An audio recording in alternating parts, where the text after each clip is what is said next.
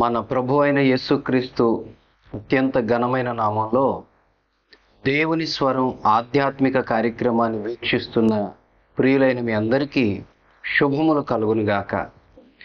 శాశ్వతమైన దేవుని ప్రేమను గూర్చి ధ్యానించడానికి ఈనాటి కార్యక్రమానికి మిమ్మల్ని ప్రేమతో ఆహ్వానిస్తూ ఉన్నాం.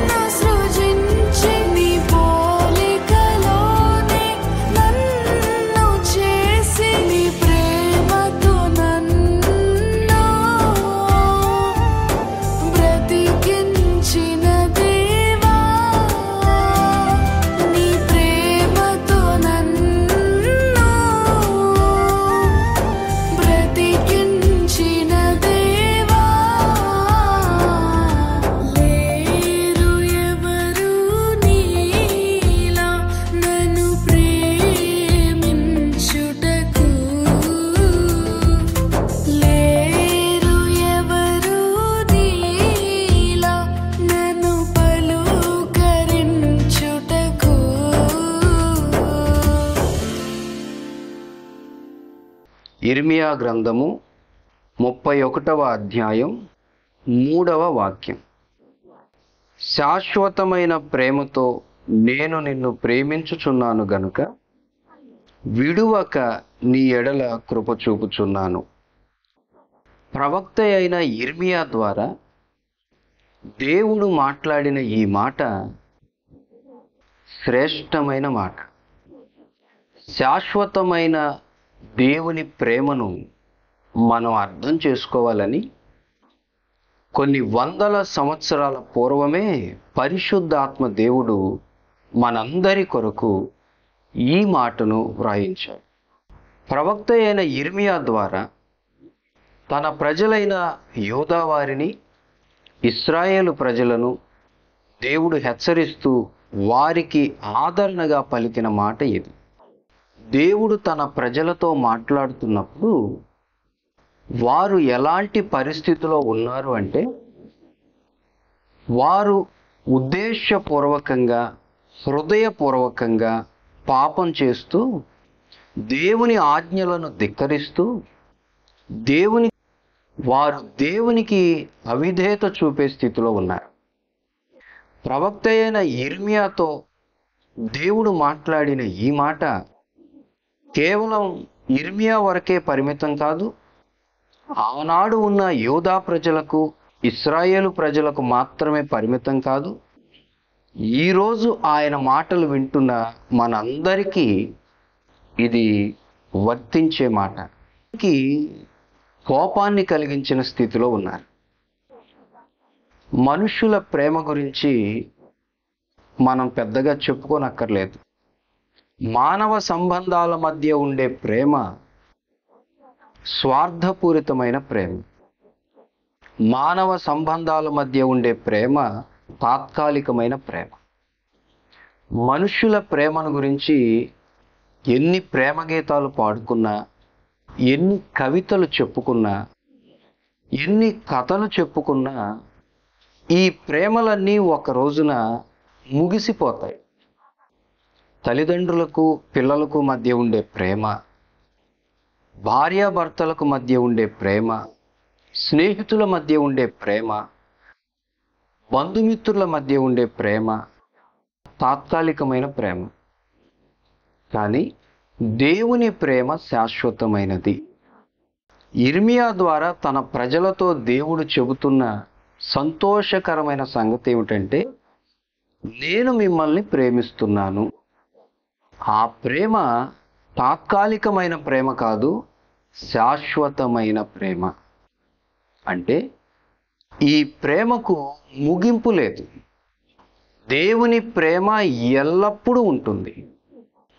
దేవుని ప్రేమ మన భాషకు మనం వర్ణించడానికి మన మాటలు సరిపోలేనంత గొప్ప ప్రేమ. దేవుడు చెప్పిన ఈ మాట అంతము లేని ఆయన ప్రేమను మనకు జ్ఞాపకం చేస్తుంది. దేవుని ప్రేమ శాశ్వత కాలం ఉంటుంది. అది పవిత్రమైన ప్రేమ, అది నిష్కల్మషమైన ప్రేమ. ఆ ప్రేమకు కొలతలు లేవు, పరిమితులు లేవు.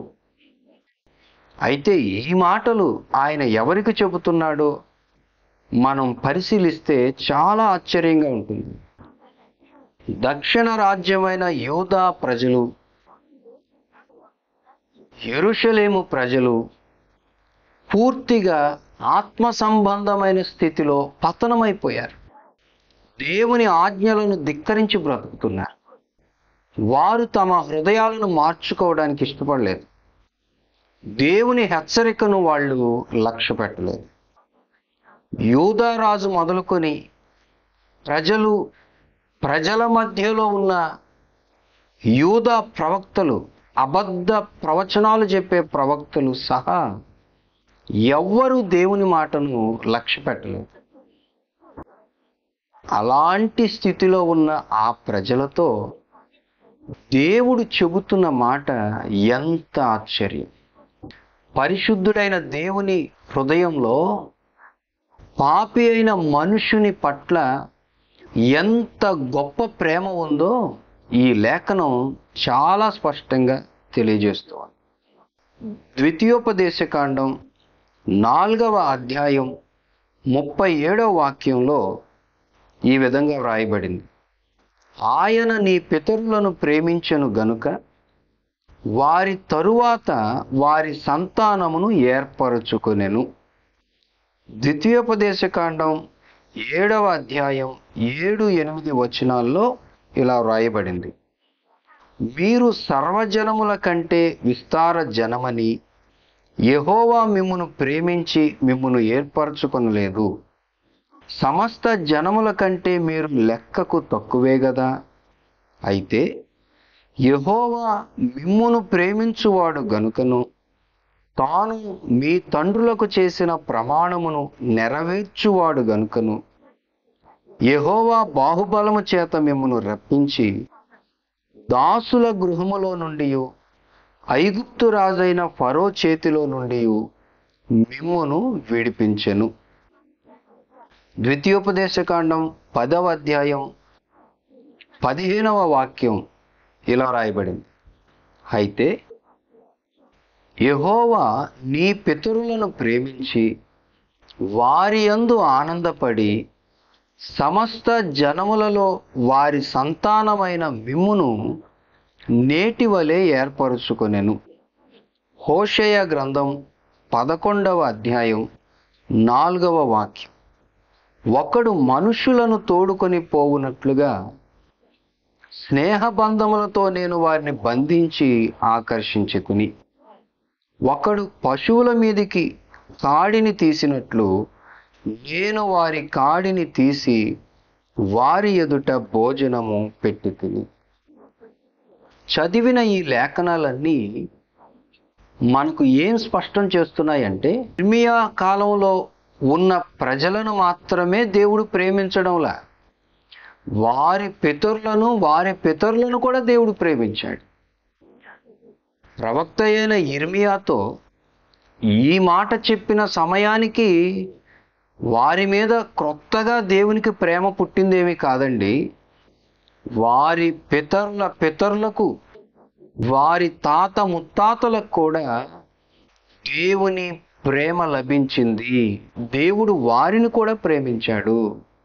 అంటే దేవుని ప్రేమ శాశ్వత కాలం నుండి మనుష్యుల ఎడల వ్యక్తం చేయబడుతూనే ఉంది. ఈ ప్రజలు పాపులైనా వీరి పితరులు కూడా ఆయా సందర్భాల్లో పాపం చేసి దేవునికి లోబడకపోయినా కూడా ఇప్పుడు ఈ ప్రజలను ఏ ప్రేమతో దేవుడు ప్రేమిస్తూ వచ్చాడు, వీరి పూర్వీకులను కూడా దేవుడు అదే ప్రేమతో ప్రేమిస్తూ వచ్చాడు. దేవుని ప్రేమ మనుష్యుల పట్ల ఎప్పుడూ ఒకే రీతిగా ఉంది. మానవ హృదయంలో నుండి దేవుని పట్ల కలిగే ప్రేమకు, విశ్వాసానికి, విధేయతకు చాలాసార్లు మార్పు కలుగుతుంది. దేవుని ప్రేమను మనం అర్థం చేసుకుంటున్నామా? దేవుని ప్రేమను గురించి మనం ఆలోచిస్తున్నామా? దేవుని ప్రేమను మనం అనుభవిస్తున్నామా?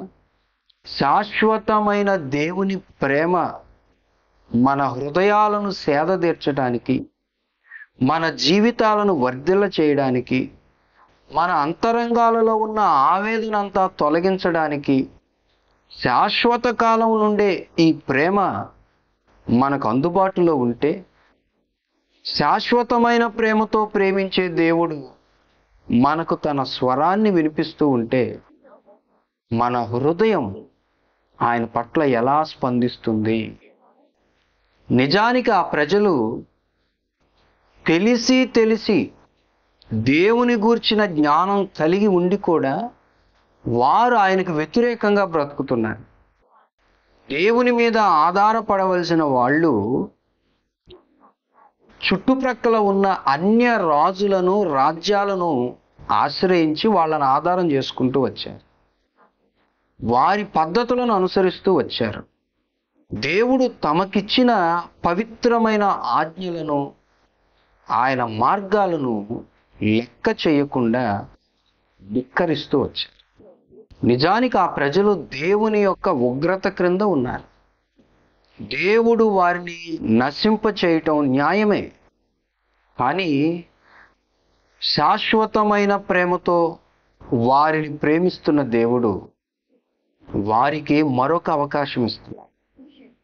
వారిని మరలా ప్రేమతో ఇర్మియా ద్వారా తన ప్రేమను పొందమని, వారి పాపాన్ని మానమని, దేవుని మార్గాల్లో మరలా తిరిగి నడిచి ఈ శాశ్వతమైన దేవుని ప్రేమలో ఉన్న దీవెనలన్నీ పొందండి అని దేవుడు వారిని ఆహ్వానిస్తూ ఉన్నారు. పాపపు మార్గాల్లో వారు జీవిస్తూ దేవుని ఆనందాన్ని, దేవుని దీవెనలను పోగొట్టుకొని వారు పెద్దగా పొందిందేమీ లేదు. వారు అనేక సార్లు శత్రువుల చేత బాధించబడ్డారు. వారు నిజమైన సంతోషాన్ని, ఆనందాన్ని కోల్పోయారు. ఈ రోజున దేవుని మాటలు వింటున్న మనం శాశ్వతమైన పవిత్రమైన ప్రేమతో మనల్ని ప్రేమించే దేవుడు ఉండగా మానవ సంబంధాల మధ్యలో ప్రేమను వెతుక్కుంటూ మానవ ప్రేమలో ఒకవేళ మనం జీవిస్తూ అదే శాశ్వతం అనుకుంటే దేవుడు మనకు కూడా ఒక మేల్కొల్పు కలుగజేస్తున్నాడు. మిమ్మల్ని బాగా ప్రేమించే తండ్రి ఉండొచ్చు, కానీ ఆ తండ్రి మరణించిన తర్వాత ఆ ప్రేమ మీకు లభ్యం కాదు. ఆ ప్రేమను మీరు అనుభవించలేరు. మిమ్మలను బాగా ప్రేమించే తల్లి ఉండొచ్చు, కానీ ఆమె మరణం తర్వాత ఆ ప్రేమను మీరు పొందలేరు. మిమ్మల్ని బాగా ప్రేమించే మీ స్నేహితులు, బంధువులు ఇలా ఎందరో ఉండొచ్చు, కానీ మనుషులు శాశ్వతం కాదు. 60, 70, 80 సంవత్సరాల తర్వాత మానవ జీవితం గతించిపోతుంది. ఈలోగా మమ్మల్ని ఎంతో బాగా ప్రేమిస్తున్నారు అనుకున్న వాళ్ళ మనస్సు మారచ్చు. పరిస్థితులను బట్టి మనుషులు మారిపోతారు, వారి ప్రేమలు మారిపోతాయి. మనుష్యుల సహాయ సహకారాలు కూడా మనకు అందకుండా పోతాయి. ఇటువంటి జీవన విధానంలో, ఇటువంటి సామాజిక పరిస్థితుల్లో మన హృదయం, మన ఆలోచనలు, మన దృష్టి శాశ్వతమైన ప్రేమతో మనల్ని ప్రేమిస్తున్న దేవుని మీద మనం నిలపాలి. మన అంతరంగంలో ఆయన పట్ల విశ్వాసాన్ని మనం కలిగి ఉండాలి. దేవుని వాక్యాన్ని చదువుతున్నప్పుడు, వ్రాయబడిన లేఖనాలను చదువుతున్నప్పుడు దేవుని ప్రేమ తన ప్రజల పట్ల ఎలా ఆయన చూపిస్తూ వచ్చారో, శాశ్వతమైన దేవుని ప్రేమ మనుషులను తరం వెంబడి తరం, తరం వెంబడి తరం ఎలా వెంబడిస్తోందో మనం అర్థం చేసుకున్నప్పుడు మన హృదయంలో కలిగే ఆశ ఏమిటో తెలుసా? ఈ శాశ్వతమైన ప్రేమలోనికి, దానిని అనుభవించడానికి ఆ దేవుని కరుణాహస్తం క్రిందకు మనం వెళ్ళిపోవాలి అనుకుంటాం. మనుషుల ప్రేమ కొంతకాలం మనల్ని సంతోషపెట్టినా ఎక్కువ శాతం మన జీవితాల్లో విషాదాన్ని కలిగిస్తుంది, నిరాశనే కలిగిస్తుంది. కానీ దేవుని శాశ్వతమైన పవిత్రమైన ప్రేమ ఇప్పటి జీవితంలోనూ రాబోయే నిత్యత్వంలోనూ మనకు నెమ్మదిని, గొప్ప ఆదరణను, నిత్యము మనల్ని సురక్షితంగా ఆయన రెక్కల క్రింద దాగి ఉన్న అనుభవాన్ని కలుగజేస్తుంది. కాబట్టి ఆనాటి యూదా మరియు ఇశ్రాయేలు జాతి ప్రజలను దేవుడు మరలా పిలుస్తున్నాడు. దేవుని ప్రేమను వాళ్ళు ధిక్కరించి పాపపు నడత నడుస్తూ వాళ్ళు ఆయన కోపంలో, ఆయన ఉగ్రతలో నశించిపోయే స్థితిలో ఉంటే దానికి కూడా దేవుని ప్రేమ, ఆయన ప్రేమ గల హృదయం ఒప్పుకోవటంలా.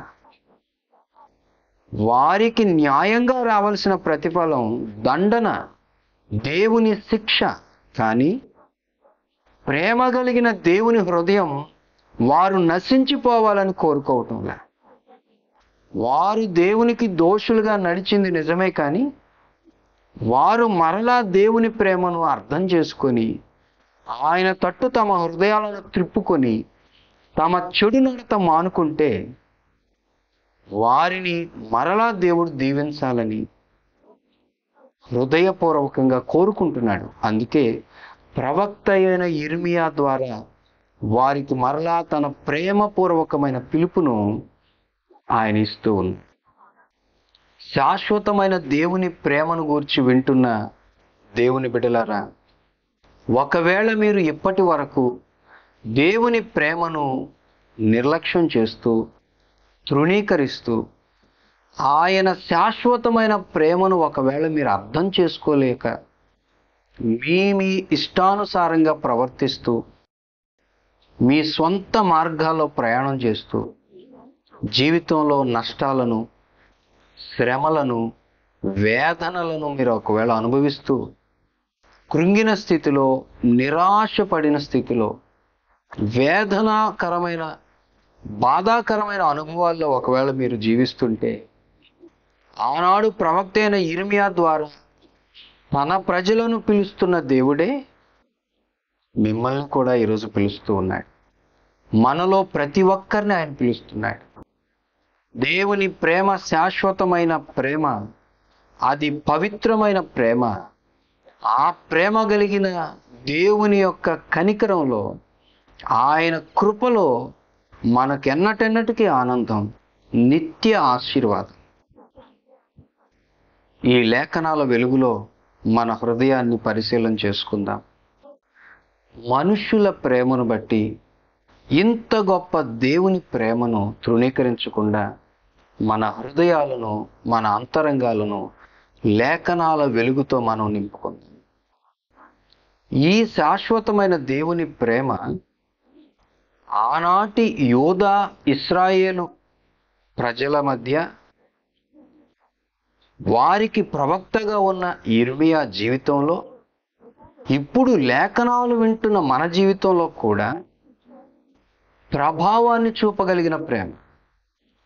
ఇది మన జీవితాలను పవిత్రపరిచే ప్రేమ. ఆనాడు తిరుగుబాటు చేసిన ప్రజల ఎదుట ఈ ప్రేమ ప్రత్యక్షమయ్యింది. వారు దాన్ని తృణీకరించారు. కానీ వారికి ఈ మాటలు ప్రకటిస్తున్న యిర్మీయా ప్రవక్త ఈ శాశ్వతమైన ప్రేమను అనుభవించాడు. దేవుని స్వచ్ఛమైన ప్రేమను అనుభవించాడు.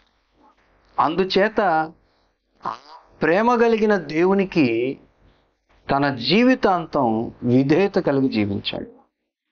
ప్రవక్త అయిన యిర్మీయా ఆ ప్రజలకు దేవుని సందేశాన్ని ప్రకటిస్తున్నప్పుడు వాళ్ళు యిర్మీయా ప్రవక్తను ఘనపరచలేదు, గౌరవించలేదు. అతడు తీసుకొని వచ్చిన సందేశాన్ని ఎంత మాత్రం వాళ్ళు అంగీకరించలేదు. ప్రజలే కాదు, యిర్మీయా బంధువులు, స్నేహితులు, అతని ఇంటి వారు కూడా యిర్మీయాను త్రోసిపుచ్చారు, యిర్మీయాను తృణీకరించారు, యిర్మీయాను హింసించారు, బాధ పెట్టారు. కానీ యిర్మీయా ప్రకటించడం మానలేదు, దేవుని పని చేయడం ఆపలేదు. యిర్మీయా ప్రవక్త దేవుని ప్రేమను ఎంతగా అనుభవిస్తూ ఆ శాశ్వతమైన ప్రేమను రుచి చూశాడు అంటే, యిర్మీయా ప్రవక్త తన జీవితకాలం అంతా కూడా విలపించే ప్రవక్తగా అతడు జీవించాల్సి వచ్చింది. కన్నీళ్లతో కృంగిపోయిన స్థితిలో, ఆ ప్రజలను బట్టి హృదయం బద్దలైన స్థితిలో అతడు పరిచర్య చేయవలసి వచ్చింది. అయినా అతన్ని బలపరిచింది శాశ్వతమైన దేవుని ప్రేమ. దేవుని వాక్యాన్ని వింటున్న ప్రియులారా, బాగా ఆలోచించండి.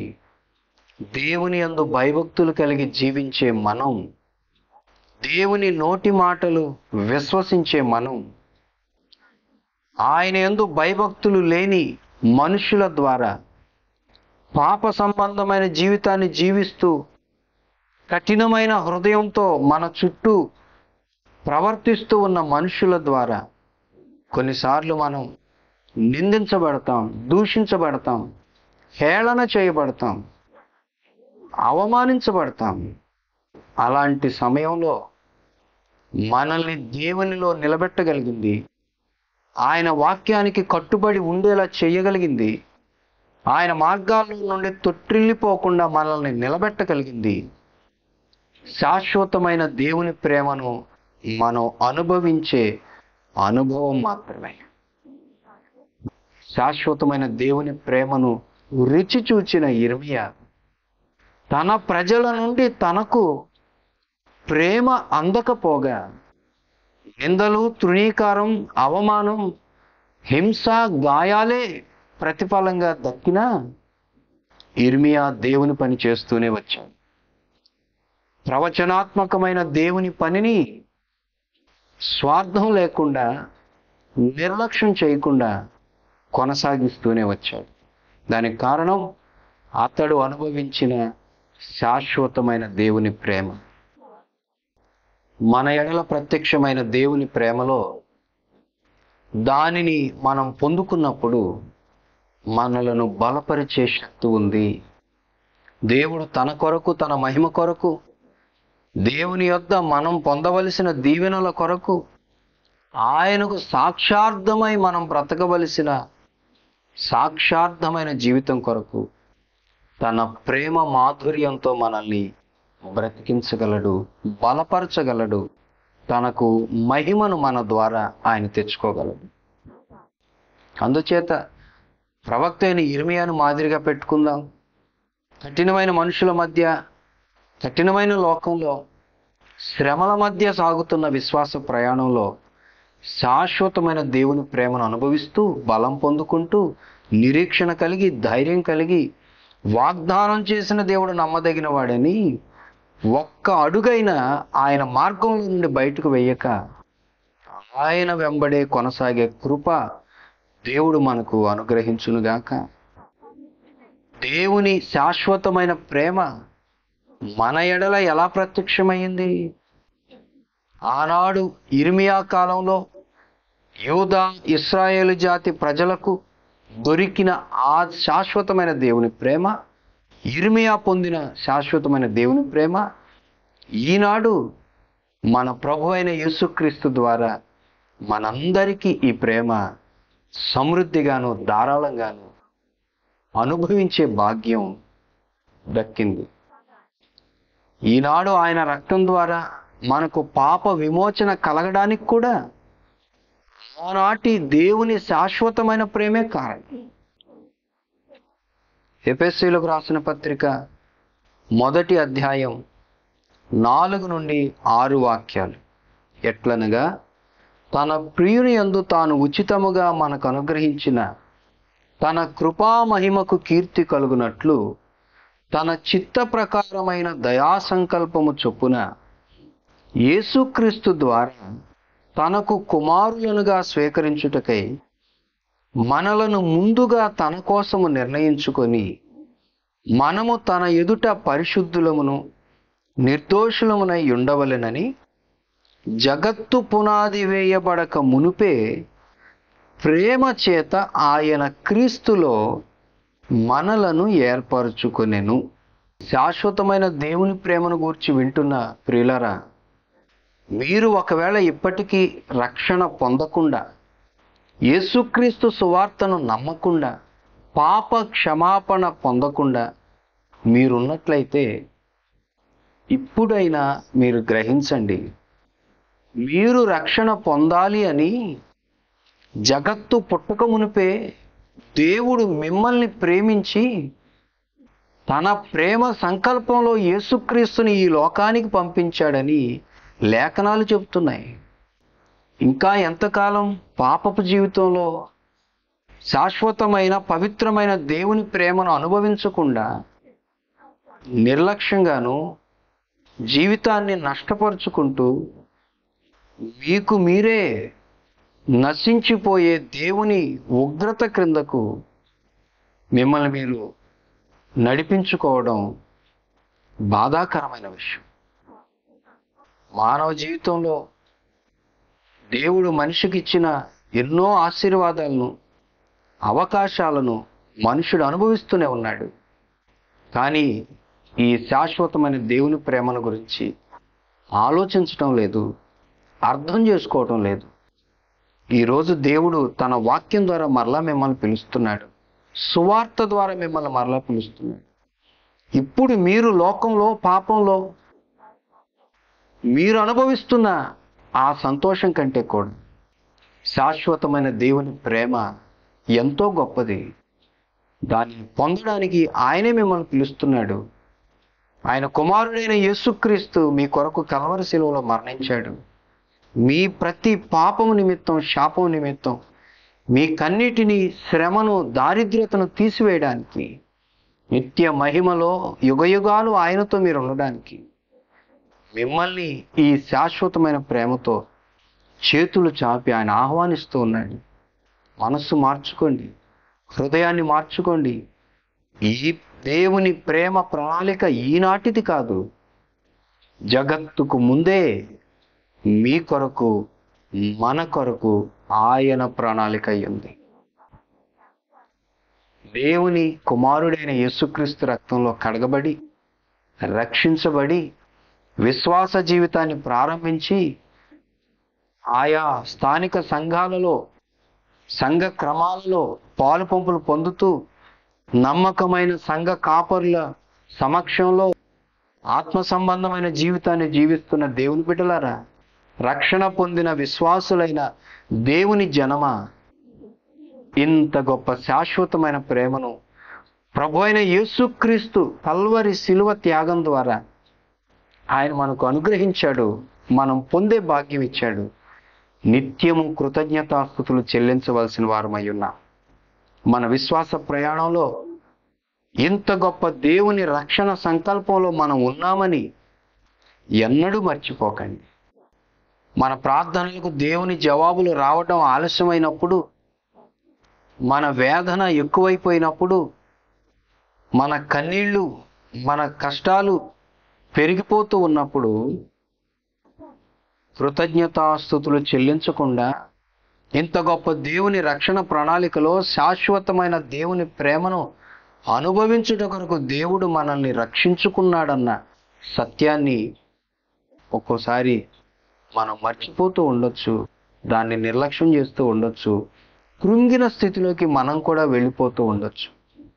కానీ దేవుని వాక్యం చెప్తోంది, సువార్త వలన, ప్రేమ చేత, దేవుని ప్రేమ చేత, జగత్తు పునాదికి ముందే ఇప్పుడు మనం అనుభవిస్తున్న ఈ రక్షణ దేవుని చేత నిర్ణయించబడింది. ఎంత గొప్ప సంగతి! మనం ఇంకా పుట్టక మునిపే, ఆయన రక్షకుడని ఈనాడు మనకు తెలియక మునిపే, శాశ్వతమైన దేవుని ప్రేమలో ఇంత గొప్ప సంకల్పం ఉంటే మనం నిశ్చయంగా దీవించబడిన వారు. రక్షణ పొందిన మనం ధన్యులం. రక్షణ పొందిన మనం లోకంలో ఉన్న మనుషులందరికంటే ఎంతో దీవించబడిన వాళ్ళం, శ్రేష్టమైన వారు. కాబట్టి ఆయన శాశ్వతమైన ప్రేమలో, ఈ రక్షణ సంకల్పంలో ప్రభు అయిన యేసుక్రీస్తును కలిగి ఉన్న మనం ఎలాంటి శ్రమను గూర్చి కానీ, బాధను గూర్చి కానీ, వేదనను గూర్చి కానీ నిరాశ పడకుండా, నిరుత్సాహపడకుండా, కృంగిపోకుండా, ఆత్మీయ జీవితంలో బలహీనం కాకుండా ప్రభువుతో నమ్మకంగా కొనసాగుదుముగాక. పరిశుద్ధాత్ముడు మనలో ఉండి నడిపిస్తూ ఉండగా దేవుని వాక్యపు వెలుగులో, లేఖనాలలోని శక్తిని పొందుకొని ఆయన శాశ్వతమైన ప్రేమ మాధుర్యంలో ప్రతి కలతను, కలవరాన్ని, ప్రతి బాధను, భయాన్ని, వాటిలో నుండి మనం విడుదల పొందుకుంటూ దేవుని ప్రేమకు సాక్షులంగా బ్రతుకుదుముగా. శాశ్వతమైన దేవుని ప్రేమలో నుండి ఎన్నడూ తొలగిపోకుండా, శాశ్వతమైన దేవుని ప్రేమలో నుండి ఒక్క అడుగైనా మనం బయటకు వెళ్ళిపోకుండా, తన శాశ్వతమైన ప్రేమతోనే ఆయన మనల్ని బంధించి, మనలను తన కౌగిలిలో, తన కుమారుడైన యేసుక్రీస్తు రాక వరకు, లేక మన ప్రాణం పోక వరకు ఆయనే భద్రపరచునుగాక. దైవాశీస్సులు. చేసినా, నాకున్నవారు దూరమైనా, తన బిడ్డను తల్లి మరచినా, నన్నెన్నటికీ మరువలనినా. తన బిడ్డను తల్లి మరచినా, నన్నెన్నటికీ మరువలనినా. అరచేతిలో నన్ను చెక్కుకున్న ప్రేమ, అరచేతిలో నన్ను చెక్కుకున్న ప్రేమ, మరువని విడువని ప్రేమ, మరువని విడువని ప్రేమ. శాశ్వతమైన ప్రేమ, నన్ను ఎడబాయని యేసు ప్రేమ. శాశ్వతమైన ప్రేమ, నన్ను ఎడబాయని యేసు ప్రేమ.